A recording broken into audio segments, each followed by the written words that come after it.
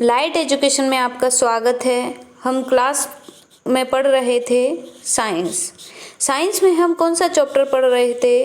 हम पढ़ रहे थे लाइट को, जिसको हिंदी में बोला जाता है प्रकाश। इसके लगभग हमने 200 क्वेश्चन सॉल्व कर लिए थे, जो व्यापम के वेरियस एग्ज़ाम्स में पूछे गए हैं, जो व्यापम के आपके पिछले बहुत सारे एग्ज़ाम्स में पूछे गए हैं। इसी के साथ चलते हैं हम अपने अगले क्वेश्चन की ओर। क्वेश्चन है कि निम्न में से कौन सा रंग प्राथमिक रंग नहीं है? ऑप्शंस हैं सफ़ेद, हरा, लाल या फिर नीला। तो प्राथमिक रंगों की अगर बात करें, प्राथमिक रंग कौन कौन से होते हैं? बैंगनी, जामुनी, नीला, हरा, पीला, नारंगी और लाल। तो हमारा जो ऑप्शन नंबर ए है वो इसका राइट आंसर हो जाएगा, क्योंकि सफ़ेद रंग प्राथमिक रंगों की श्रेणी में नहीं आता है। इसी के साथ चलते हैं अगले क्वेश्चन की ओर। क्वेश्चन दिया है कि एक अवतल दर्पण यहाँ द्वारा है। अवतल दर्पण द्वारा बनाया गया प्रतिबिंब बिंब की तुलना में सीधा, आभासी और अधिक बड़ा प्राप्त होता है, तब बिंब की स्थिति क्या होनी चाहिए? ऑप्शंस हैं फोकस व वक्रता केंद्र के मध्य, वक्रता केंद्र पर, वक्रता केंद्र से दूर या फिर दर्पण के ध्रुव व फोकस पर। क्वेश्चन है कि अगर आपके किसी ऑब्जेक्ट को अवतल दर्पण, किसी भी ऑब्जेक्ट को आपके अवतल दर्पण के आगे किस स्थिति में रखना चाहिए कि हमें वो प्रतिबिंब सीधा, आभासी और अधिक बड़ा प्राप्त हो, तो वो स्थिति आपकी होगी दर्पण के ध्रुव व फोकस के मध्य। मतलब दर्पण के ध्रुव व फोकस के मध्य अगर आप किसी ऑब्जेक्ट को रखेंगे तो उसकी जो प्रतिबिंब है, उसकी जो इमेज है, वो सीधी, आभासी और अधिक बड़ी प्राप्त होगी। चलते हैं अगले क्वेश्चन की ओर। क्वेश्चन है कि संयुक्त लेंस की उपस्थिति किस वर्ग का लक्षण है? ऑप्शंस हैं मोलस्का, ऑर्थोपोडा, इकाइनोड्रोमेटा या फिर एम्फीबियन। तो दोस्तों, ये जो संयुक्त लेंस ये पाया जाता है आपके ऑर्थोपोडा में। ऑर्थोपोडा मतलब इंसेक्टा वर्ग में पाया जाता है। कौन से वर्ग में पाया जाता है? इंसेक्टा। जैसे इंसेक्टा वर्ग में कौन कौन आती हैं? मधुमक्खियाँ, मक्खियाँ, तितली, ये इन सभी में क्या होता है? संयुक्त लेंस पाया जाता है। चलते हैं अगले क्वेश्चन पर। नेक्स्ट क्वेश्चन है कि मानव आंख वस्तु का चित्र कहाँ बनाती है? ऑप्शंस हैं कॉर्निया पर, लेजर लेंस पर, पुतली पर या फिर रेटिना पर। तो मानव आंख है वो किसी भी वस्तु का प्रतिबिंब बनाती है रेटिना पर। किसी भी वस्तु का प्रतिबिंब कहाँ पर बनता है? हमारे रेटिना पर बनता है। चलते हैं अगले क्वेश्चन की ओर। अगला क्वेश्चन है कि घड़ी के छोटे हिस्सों को देखने के लिए घड़ी बनाने वाला एक लेंस का उपयोग करता है। वह लेंस कौन सा है? अवतल लेंस है, उत्तल लेंस है, समतल उत्तल लेंस है या फिर समतल अवतल लेंस है? तो जो घड़ी के छोटे हिस्सों को देखने के लिए जो लेंस यूज होता है वो लेंस होता है आपका उत्तल लेंस। क्योंकि उत्तल लेंस में क्या होता है कि किसी भी छोटी वस्तु का प्रतिबिंब बहुत ही बड़ा दिखाई देता है, जिससे क्या होता है कि घड़ी के जो छोटे छोटे हिस्से होते हैं उन्हें देखने के लिए इस लेंस का उपयोग करते हैं, तो उनमें जो सेटिंग रहती है उसमें उनको कोई प्रॉब्लम्स नहीं आती हैं।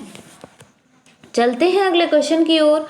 अगला क्वेश्चन है कि हम सिनेमा के पर्दे पर गतिमान चित्रों को किस कारण से देख सकते हैं? ऑप्शन है आपके आवाज, दृष्टि निर्बंध, सुस्पष्ट दर्शन की कम दूरी या द्विफोकसी लेंस।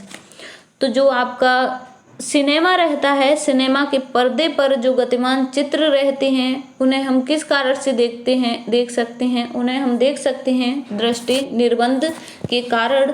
ये जो क्वेश्चन है ये एक वीडियो में और भी दिया हुआ है। दृष्टि निर्बंध में क्या होता है? दृष्टि निर्बंध क्या होता है कि जो चित्र रहते हैं इसमें अलग अलग पिक्चर्स रहती हैं जो इतनी स्पीड में चलाई जाती हैं कि हम समझ नहीं पाते कि वो कोई वीडियो चल रही है या फिर कोई फोटो हमें दिखाई दे रहे हैं। ये जो फोटो इतनी जल्दी से चलते हैं किस वजह से, दृष्टि निर्बंध के कारण हमें वो फोटो वीडियो के रूप में दिखाई पड़ते हैं। चलते हैं अगले क्वेश्चन की ओर। अगला क्वेश्चन है कि प्रकाश की गति अलग अलग माध्यमों में अलग होती है। इससे होता है, क्या होता है? परावर्तन होता है, अपवर्तन होता है, परिक्षेपण होता है या विरलन होता है।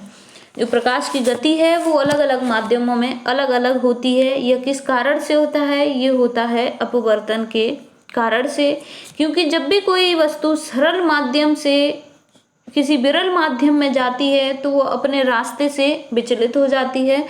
इस जो ये फिनोमेना है इसको क्या बोला जाता है? इस फिनोमेना को बोला जाता है अपवर्तन। इसी के साथ चलते हैं अगले क्वेश्चन की ओर। अगला क्वेश्चन है कि हमारी आंख की फोटोग्राफिक फिल्म किसके समान है? ऑप्शंस हैं श्वेतमंडल के, नेत्र लेंस के, दृष्टिपटल के या फिर परितारिका के। जो हमारी आंख की फोटोग्राफिक फिल्म है वो किसके समान है? वो दृष्टिपटल के समान है। क्योंकि क्या होता है कि जो हमारी आंख है, कोई वस्तु अगर बड़ी है तो वो हमें बड़ी दिखाई देगी और कोई वस्तु अगर छोटी है तो वो वस्तु हमें छोटी दिखाई देगी। कभी कभी ऐसा होता है कि ये जो वस्तुओं का देखना है ये एंगल पर निर्भर करता है। किस पर? कोण पर निर्भर करता है। क्योंकि आपने देखा होगा कभी कभी जो पेड़ रहते हैं बहुत दूर रहते हैं, अगर हम उनको देखते हैं किसी दूसरी जगह से तो वो हमें छोटे छोटे दिखाई देते हैं।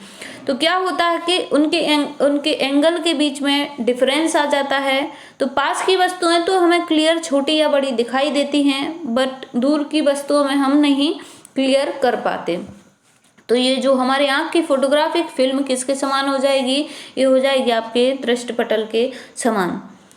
चलते हैं अगले क्वेश्चन की ओर। अगला क्वेश्चन है कि सेल्सियस मापदंड पर परम शून्य क्या होता है? सेल्सियस मापदंड पर परम शून्य क्या होता है?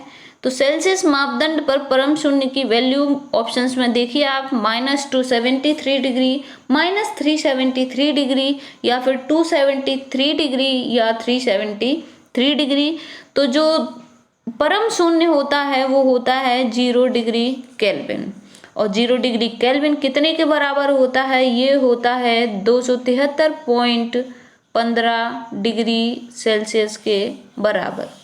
जो 0 डिग्री केल्विन होता है वो होता है आपका 273.15 डिग्री सेल्सियस के बराबर। मतलब आपका option number C right answer हो जाएगा। सॉरी, ये नहीं, आपका ऑप्शन नंबर ए इसका राइट आंसर हो जाएगा, क्योंकि ये जब यहाँ से बढ़ेंगे तब इसका आपका आंसर मिलेगा।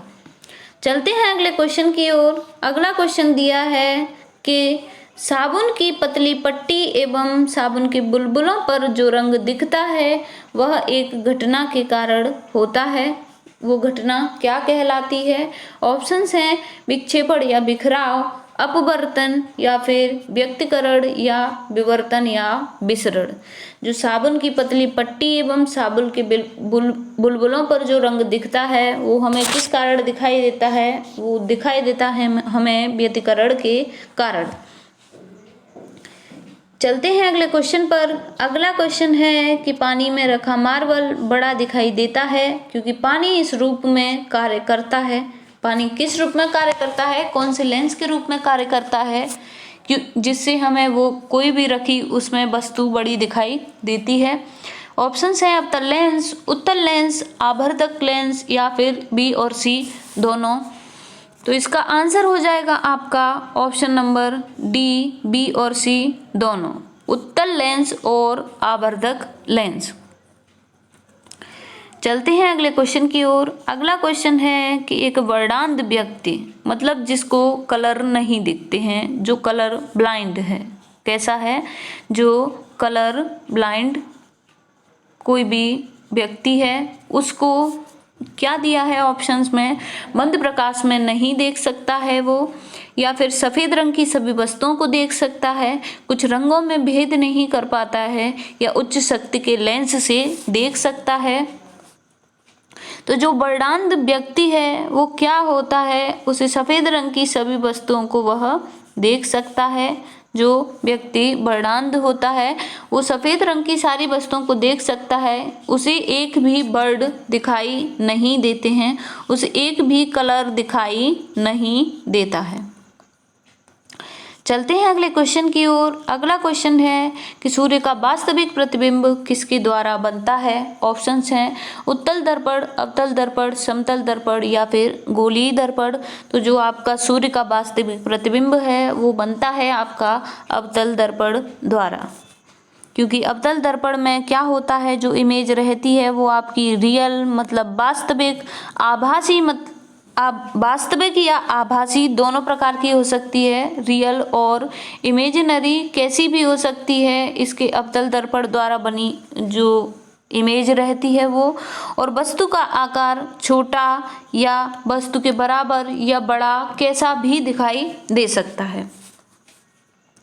चलते हैं अगले क्वेश्चन की ओर। अगला क्वेश्चन है कि निम्न में से कौन वास्तविक प्रतिबिंब बनाने में प्रयोग में लाया जा सकता है। ऑप्शंस हैं एकमात्र अवतल दर्पण, एकमात्र समतल दर्पण, एकमात्र उत्तल दर्पण या फिर उत्तल एवं अवतल दर्पण दोनों। तो जो आपका वास्तविक प्रतिबिंब है वो किसके द्वारा बनता है। वास्तविक प्रतिबिंब बनता है आपका एकमात्र अवतल दर्पण द्वारा। इसका उपयोग और कहाँ पर होता है, इसका उपयोग होता है दाढ़ी बनाने वाले के पास में। इसका उपयोग कहाँ पर होता है, दाढ़ी बनाने वाले के पास में, शेविंग करने वाले के पास में इसका उपयोग होता है। चलते हैं अगले क्वेश्चन की ओर। अगला क्वेश्चन है कि एक पिन होल कैमरे द्वारा बनाए गए प्रतिबिंब का आकार प्रकृति इनमें से कैसी होगी। ऑप्शंस हैं वास्तविक उल्टी और आवर्धित, आभासी सीधी और आवर्धित, वास्तविक उल्टी और ह्रासित या फिर आभासी सीधी और ह्रासित। तो एक पिन होल कैमरे द्वारा बनाए गए प्रतिबिंब का आकार कैसा होगा, वो आकार होगा आपका वास्तविक, उल्टा और ह्रासित।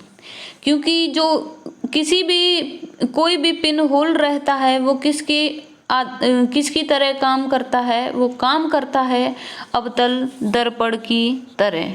कैसे काम करता है, वो अवतल दर्पण की तरह काम करता है। चलते हैं अगले क्वेश्चन की ओर। अगला क्वेश्चन है कि जल में जलमग्न एक वस्तु वायु की अपेक्षा कम वजनी प्रतीत होती है, क्योंकि ऑप्शंस हैं जल वस्तु पर एक ऊर्ध्व बल लगाता है, या जल वस्तु के नीचे की ओर बल लगाता है, या फिर जल वस्तु पर कोई बल नहीं लगाता है, या जल वस्तु पर हर दिशा में बल लगाता है। तो जो अगर पानी में कोई भी वस्तु रखी हुई है उसको वायु की अपेक्षा अगर देखेंगे तो वो हमें कम वजन की दिखाई देगी, क्योंकि ये जो फिनोमेना रहता है इस फिनोमेना को क्या कहते हैं, इसे बोलते हैं उत्प्लावन बल। इसको क्या बोलते हैं, इस फिनोमेना को उत्प्लावन बल बोलते हैं। ये बल के कारण क्या होता है कि जल में जो वस्तु रहती है वो वायु की अपेक्षा हमें कम वजनी प्राप्त रहती है, और ये जो उत्प्लावन बल रहता है वो क्या काम करता है कि उसमें जल की उस वस्तु पर ऊपर की ओर बल लगाता है, मतलब ऊर्ध्व बल लगाता है, मतलब नीचे से किसी भी वस्तु पर जल द्वारा फोर्स लगाया जाता है जिससे वो वस्तु उठ के ऊपर चली जाती है और कम वजन की प्रतीत होती है। चलते हैं अगले क्वेश्चन की ओर। क्वेश्चन है कि वह प्रतिबिंब जिसे आवरण पर रोका जा सकता है वह कहलाता है। ऑप्शन है आभासी प्रतिबिंब, अधोशीर्षी प्रतिबिंब, ऊर्ध्वशीर्षी प्रतिबिंब या फिर वास्तविक प्रतिबिंब। तो जिस प्रतिबिंब को आवरण पर रोका जा सकता है उस प्रतिबिंब को वास्तविक प्रतिबिंब बोला जाता है, क्योंकि वास्तविक प्रतिबिंब को ही हम किसी आवरण पर रोक सकते हैं, आभासी प्रतिबिंब को हम किसी भी आवरण पर नहीं रोक सकते, उसे हम किसी भी पर्दे पर प्राप्त नहीं कर सकते हैं।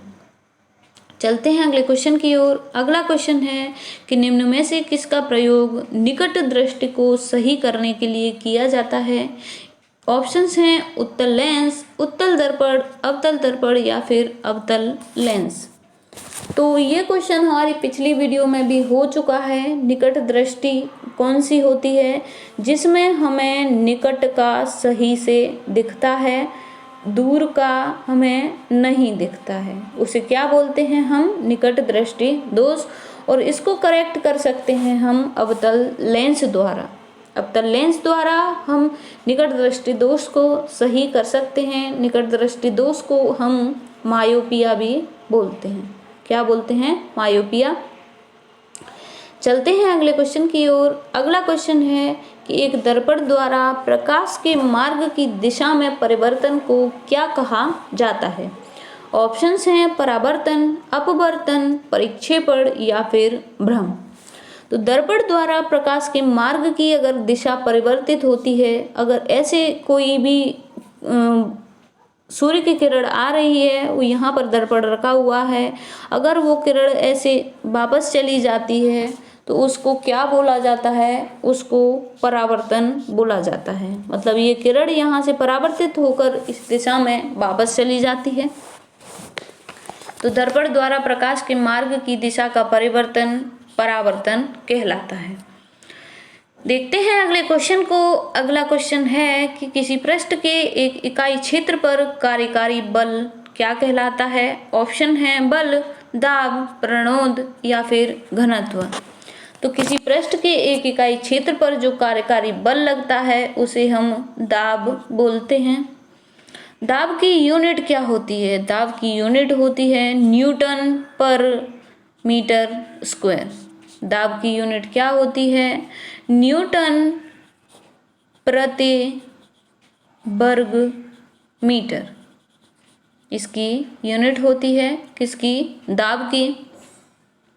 और ये पृथ्वी सतह के इकाई क्षेत्रफल पर लगने वाले अविलंब दाब होता है। मतलब लंबवत दाब जो लगता है किस पर? इकाई क्षेत्र पर। एक यूनिट पर जो दाब लगेगा उसकी यूनिट क्या हो जाएगी? न्यूटन प्रति वर्ग मीटर। उसे ही कार्यकारी बल बोलेंगे। किसका? किसी भी पृष्ठ के इकाई क्षेत्र पर। इसको क्या बोलेंगे हम? इसको दाब बोलेंगे। चलते हैं अगले क्वेश्चन की ओर। अगला क्वेश्चन है कि जब प्रकाश की एक किरण उत्तल लेंस पर गिरती है तब वह क्या होती है? अभिसरित होती है, अपसरित होती है, गुजरती है या फिर प्रकीर्ण होती है। तो प्रकाश की एक किरण जब उत्तल लेंस पर गिरती है तब वह अभिसारित हो जाती है। क्या होती है? तब वह अभिसारित हो जाती है। क्योंकि उत्तल लेंस को क्या बोला जाता है? उत्तल लेंस को अभिसारी लेंस भी बोला जाता है। उत्तल लेंस को अभिसारी लेंस भी बोला जाता है। जब प्रकाश की किरण इस पर पड़ती है तो ये उस किरण को फैला देता है। मतलब क्या कर देता है? उस किरण को अभिसारित कर देता है।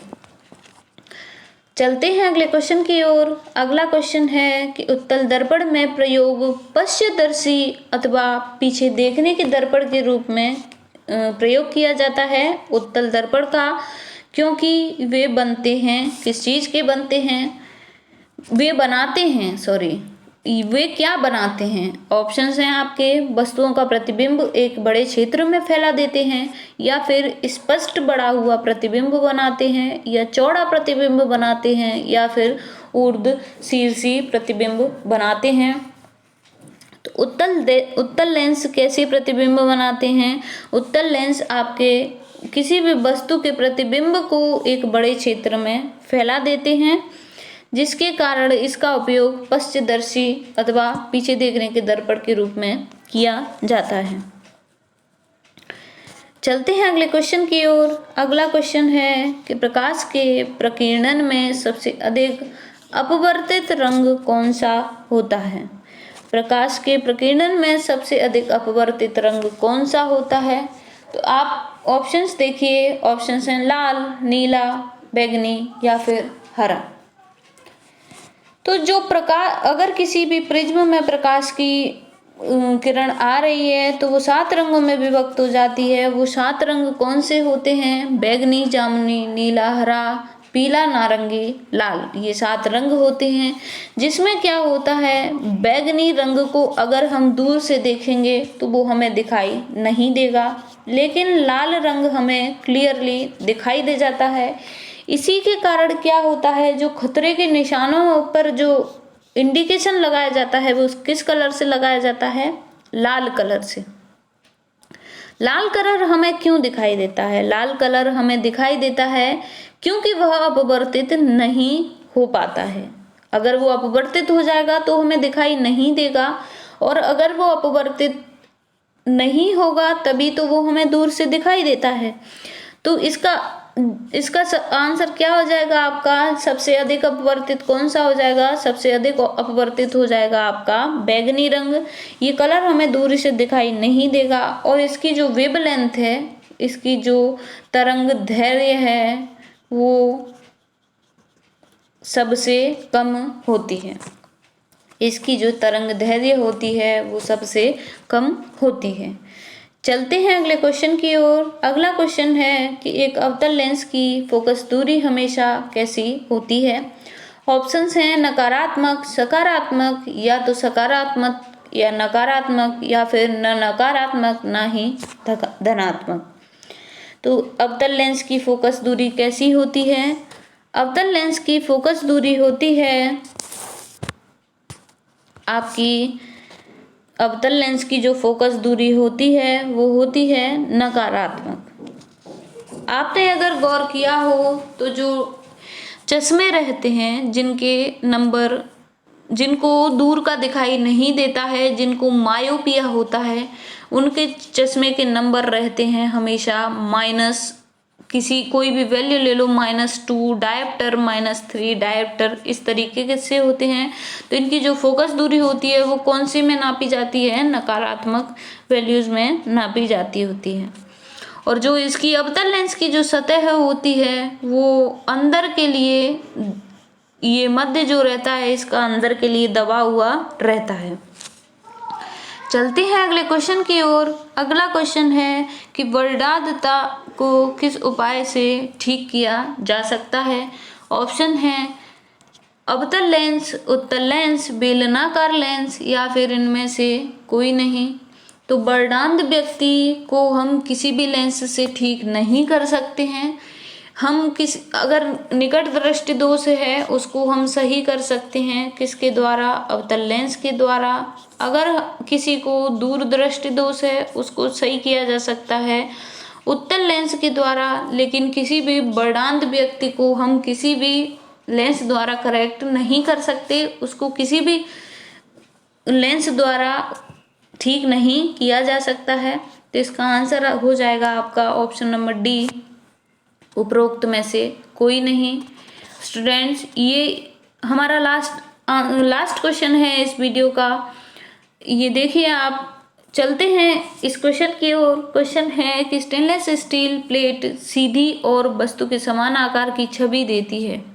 स्टेनलेस स्टील प्लेट किसकी तरह कार्य करती है? ऑप्शन है समतल दर्पण की तरह, उत्तल दर्पण की तरह, अवतल दर्पण की तरह, या फिर गोलाकार दर्पण की तरह। किसी भी मिरर में हमें अगर उसका सीधा और समान आकार का अगर कोई भी इमेज मिल रहा है तो वो किसकी तरह काम करेगी? वो काम करेगी हमेशा समतल दर्पण की तरह। तो स्टूडेंट्स, जिन लोगों ने चैनल को सब्सक्राइब नहीं किया वो चैनल को सब्सक्राइब कीजिए और एंजॉय करते रहिए।